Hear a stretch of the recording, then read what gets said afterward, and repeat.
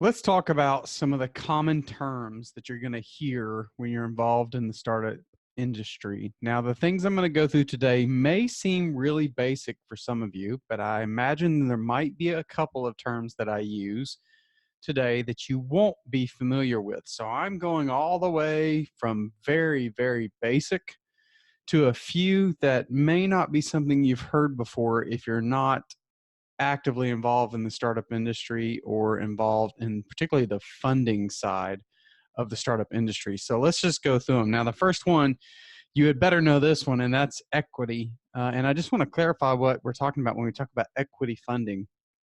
We're talking about working with investors and giving them shares or a percentage of shares in your company. And so someone who is holding those shares, they own part of your company. And that's what investors are looking for. When you have your pitch presentation, you have a pitch deck. The final slide is typically the ask, and you're asking for, say, $100,000 in exchange for 10%, and that would be 10% equity in your company.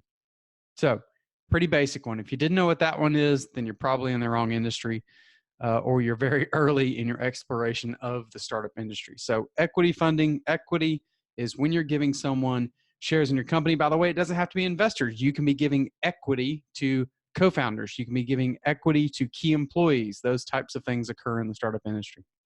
Now, next is dilution. What is dilution? So when you have shares in a company, if you give shares to someone else, those shares have to come from someone. So if you started your company and you were the only one involved and you had 100% of the shares in that company, then when you give shares to a co-founder or a key employer or an angel investor or a venture capital firm, when you give any shares to someone else, you're going to be diluting your own shares.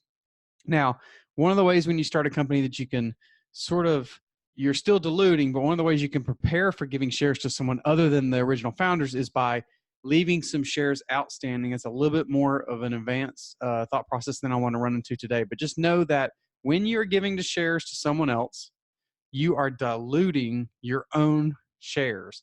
And actually, investors in your company have to think about this if and when you have subsequent rounds of funding. So if you raised an A round and you got investors, when you go and raise a B round, if those early investors from the A round decide not to participate in the B round, they will be getting diluted.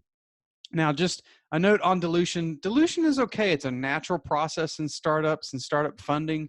And hopefully, if you're doing a good job and you're improving the model that your startup has, you're bringing on revenue, you're accomplishing some milestones, the value of your startup will increase so that when your number of shares or your percentage of shares is diluted for yourself or your investors, they're still worth more. So I won't go into that math today, but know that dilution is a natural part of the process especially when you're having subsequent rounds of funding, and that dilution is an okay thing. I did actually work with a startup one time.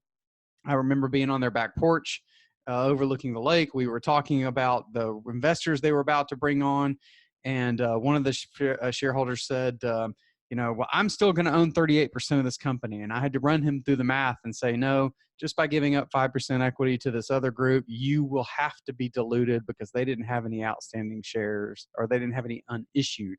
Let me back up on that. They didn't have any unissued shares. So just know that dilution is a natural part of the process, and it's okay as long as you're improving the valuation of the company along the way. Now let's talk about an option pool. I keep talking about key employees. An option pool is a certain number of percentage of shares in the company that are set aside for key employees and sometimes advisors as well. And here in a subsequent video in a couple of weeks, I have on the docket to talk about how many shares or what equity you should give a key advisor. So just know that you have an option pool. It's typically smart to keep some shares unissued. I mean, if you have 1 million shares in the company, the founders may have 950,000 shares, and you may leave 50,000 shares unissued as an option pool to be able to award those to key employees, advisors, and people like that. So that's what an option pool is. And usually that is represented on another advanced topic that I'm not going to spend a lot of time on today called a cap table or a capitalization table, and it lists who owns what percentage of the startup. And your options pool will typically be listed there. Now, let's talk about vesting. This one's very important. I use vesting schedules in every business I do. Matter of fact, we're launching a real estate investment company right now, and we're vesting the shares of the co-founders along the way. So a vesting schedule is the length of time that a shareholder has to be involved in the company in order to earn their equity in that company. So here's an example. Let's say you're a co-founder of a startup and you and your partner agree that you're both going to have vesting schedules. And let's say that you're the co-founder, he's got 90%, you've got 10%, he's going to give you to bring you on board, and he's going to vest your shares over 5 years. Well, what that does is that encourages you to stay actively involved in the startup for the next 5 years. And what that will mean is, depending on how the vesting schedule is written, in this example, you would earn 2%. So take 10% that you're awarded, divided by the vesting schedule of 5 years, you would earn 2% per year. If you left after the second year, then you will only have earned 4% of that original 10% that you were awarded. So a vesting schedule is used to encourage people to stay active, stay involved, push that startup forward, accomplish some milestones, accomplish some traction, and it just kind of keeps everybody involved. And then it makes sure that you're not just giving them 10% right off the bat and then they sit around and do nothing and they've earned 10% equity in your company. So I highly recommend vesting schedules, even with your family and friends. It's a good idea to do that. And then that way they earn it over time and they don't kind of rob you of equity in your company if they get lazy. Let's talk about a pre-money valuation. So pre-money valuation is the value of the startup before any investments have been made. And I tend to think of a pre-valuation in a little bit differently from that. I think about that as the value of the company before any outside investment is made. Because in my opinion, investments are always made, whether it's time or money from the founders.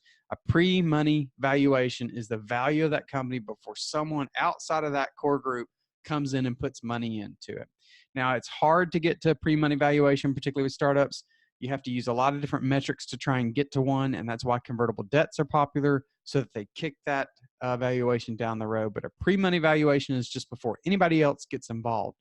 So then a post-money valuation is the value of that startup after somebody invests in the company outside of the founders. So here's an example.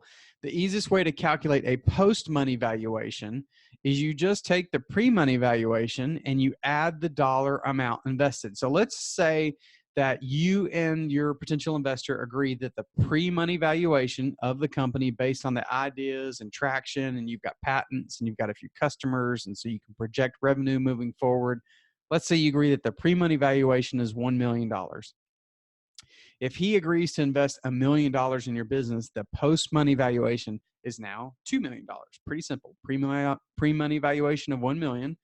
Your investor's adding $1 million. You now have a post-money valuation of $2 million. And then you use that number to back into the value of your shares and his shares or her shares at that time. A little bit more of an advanced topic is a liquidation preference. So this one may be new to your ears or is new to a lot of people when I bring it up. It's not too common with the deals that I've seen at the pre-revenue stage, but I have seen investors ask for a liquidation preference when they invest in a company. And basically all that means is they will get to have their investment paid back if an exit event occurs or the business closes and the assets are sold off. They get to recoup their investment before anybody else that does not also have a liquidation preference. So let's say I'm an investor in the startup. You're also an investor in this startup that we both found and we love and think is going to be the next big thing. And let's say it just doesn't make it. And maybe it has some assets and those assets are sold out in the marketplace for $1 million. Well, if I have a liquidation preference and you don't, then I will get to recoup whatever prorated amount of shares I have. If there's enough money, I have a chance of recouping my investment before you do because you didn't have a liquidation preference. So that's something that you may see asked for by investors on a term sheet when they give it to you. It's typically more advanced investors like venture capital and those types of things. Okay, last one we're going to talk about today. It's your burn rate. If you get asked what your burn rate is, that is an investor asking you how much money you are burning through every single month. So let's say your pre-revenue and your total amount of expenses with salaries and advertising and R&D and everything else is $10,000 a month. Then your burn rate is $10,000 a month or $120,000 per year. That's your burn rate. Now, why does a burn rate matter? What an investor will do is they will look at your projections and look at the money you're asking for from them and then start to think about the burn rate. So if they ask you, what's your burn rate? And you say $10,000, but you're only raising $20,000, what you're really getting is 2 months worth of capital. That's just not going to work. Now, the flip side is true. Let's say your burn rate is $10,000 a month and you ask for $2 million. Well, that's going to last you a really long time, and it's probably too much to ask for. So when you're developing your ask, think about what your burn rate is or what your anticipated burn rate is on your projections, and think about the investor asking you, what is your burn rate? They may also ask you, what will your burn rate be once you raise money? Because oftentimes you'll take on additional expenses. This should all be thought through in your projections that you prepare and that you have ready for them when they want to do their due diligence. Just be ready for all of these questions.